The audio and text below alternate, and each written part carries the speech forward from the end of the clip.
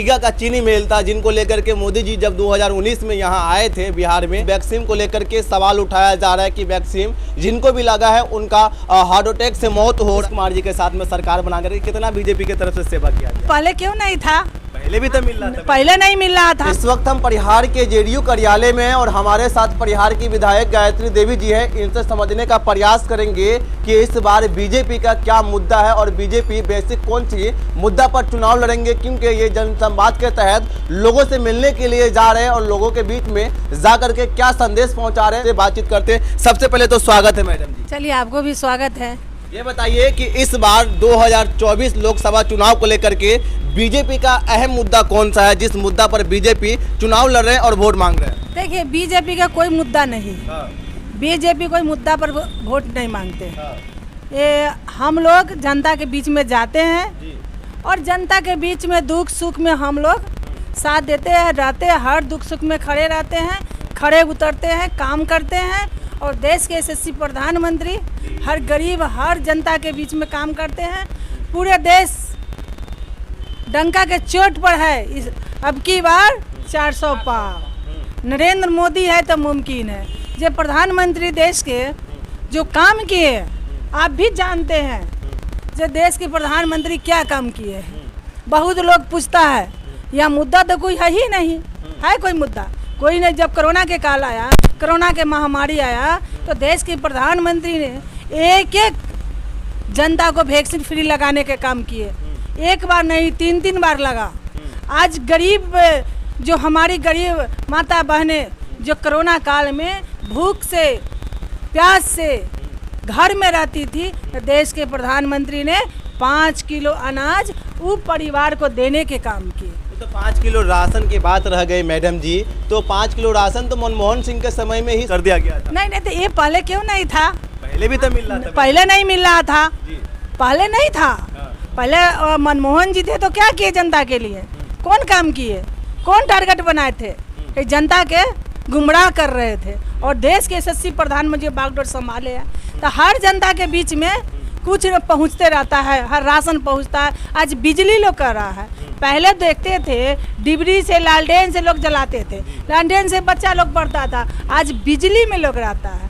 आज बिजली जो चलता है, इसके अलावा घर में टीवी भी चलता है, फ्रिज भी चलता है, एसी भी चलता है, कूलर भी चलता है। ये नरेंद्र मोदी का देना है और बिहार में नीतीश कुमार के दिया हुआ। आपसे एक और सवाल करेंगे कि जिस वैक्सीन के बारे में आप कह रहे थे, उस वैक्सीन को लेकर के सवाल उठाया जा रहा है कि वैक्सीन जिनको भी लगा है उनका हार्ट अटैक से मौत हो रहा है, तो इनको लेकर के भी मोदी जी को निशाना पर लिया जा रहा है। देखिए, निशाना तो बहुत कुछ कर रहा है, बहुत कुछ कर रहा है।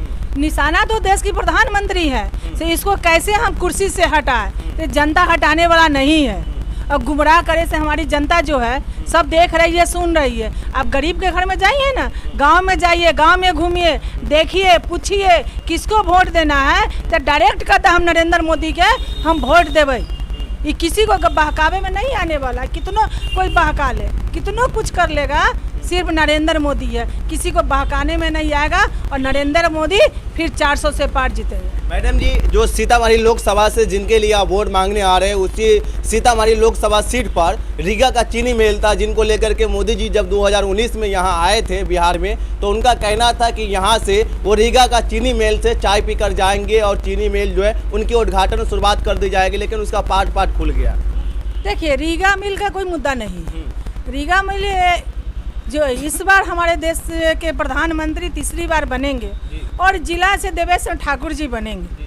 हम लोग के जिला के देवेश ठाकुर है, 5 पार्टी के हैं। हम लोग 5 गठबंधन में आए हैं। 5 गठबंधन के एनडीए के देवेश ठाकुर जी हैं और जो हमारे सीतामढ़ी जिला लोकसभा से चुनाव जीतेंगे और जीत गए हैं। सबके मन में है सिर्फ नरेंद्र मोदी और नीतीश कुमार जी हैं। वो चुनाव जीत रहे हैं और रीगा के चीनी मिल वो चालू होगा। कब चालू होगा? ऐसा तो लग रहा है कि जिस तरीके से उसका पार्ट खोला जा रहा है, जिस तरीके से रीगा चीनी मिल को ख़त्म किया जा रहा है, तो क्या लगता है वापस से कैसे शुरुआत होगा मैम? वापस शुरुआत होगा, काम होगा, उस पर काम के आधार पर होगा। जब काम करेंगे तभी ना आज जनता हम जब प्रधानमंत्री के पीछे है, प्रधानमंत्री के लोग वोट दे रहा है, तो प्रधानमंत्री देश के प्रधानमंत्री काम कर रहे हैं।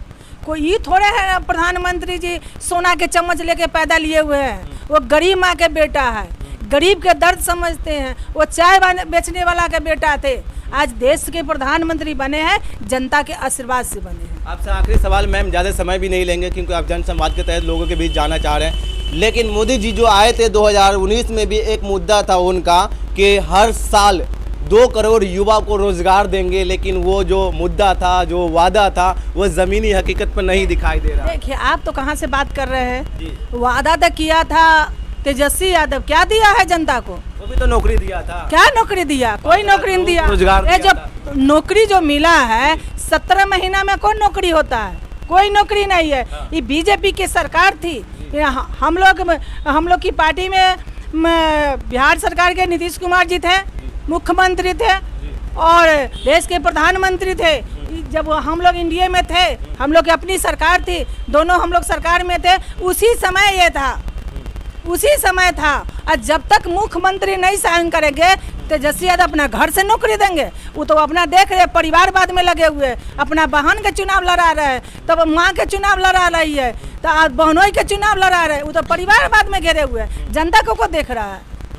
जनता के देखने वाला कोई नहीं है। सिर्फ देश के प्रधानमंत्री, यशस्वी प्रधानमंत्री है, सिर्फ जनता के बीच में रहते हैं और इसी को कहते हैं एगो सबका साथ, सबका विकास, सबका विश्वास लेकर चलते हैं और उस पर काम करते हैं। बिहार के मुख्यमंत्री देख लीजिए, मुख्यमंत्री जी हर कभी था पंचायत में कोई चुनाव लड़ता था? कोई महिला पंचायत लड़ती थी? आज आरक्षण के 52% आरक्षण मिला, आज महिला चुनाव लड़ रही है। हर परिवार से महिला रोड पर निकल रही है, पहले नहीं निकलते थे, देखते थे, अब नहीं निकलती थी, अब निकल रही है, काम कर रही है। तो कहाँ कुछ है? ये टारगेट सिर्फ है प्रधानमंत्री हटाओ। ये प्रधानमंत्री के जनता बैठा दिया, जनता के आशीर्वाद है, तो तुम्हारे कहने से प्रधानमंत्री हट जाएंगे।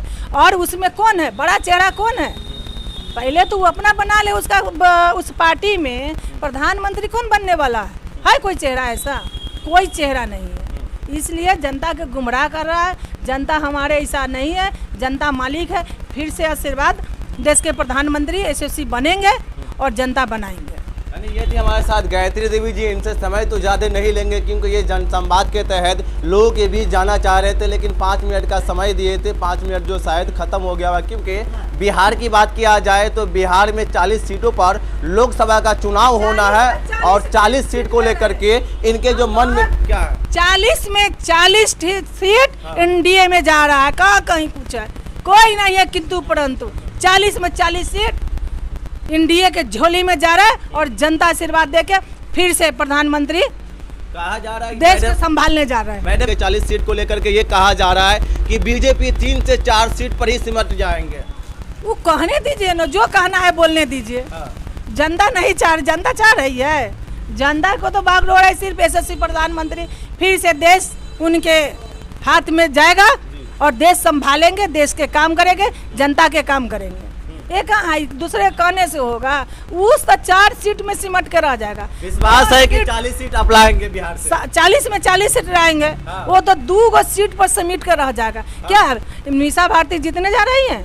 रोहिणी आचार्य जीतने जा रही है? नहीं, वो किडनी देने से जीतेगी नहीं, जनता को सेवा करेगी, वही जीतता है। तो क्या लगता है बीजेपी के तरफ से बिहार में जिस तरीके से आप नीतीश कुमार जी के साथ में सरकार बना करके कितना बीजेपी की तरफ से सेवा किया गया? पूरा सेवा करते हैं, देख रहे हैं बीजेपी लोग तो पूरा सेवा करता है। कोनो बीजेपी बैठने वाले हैं?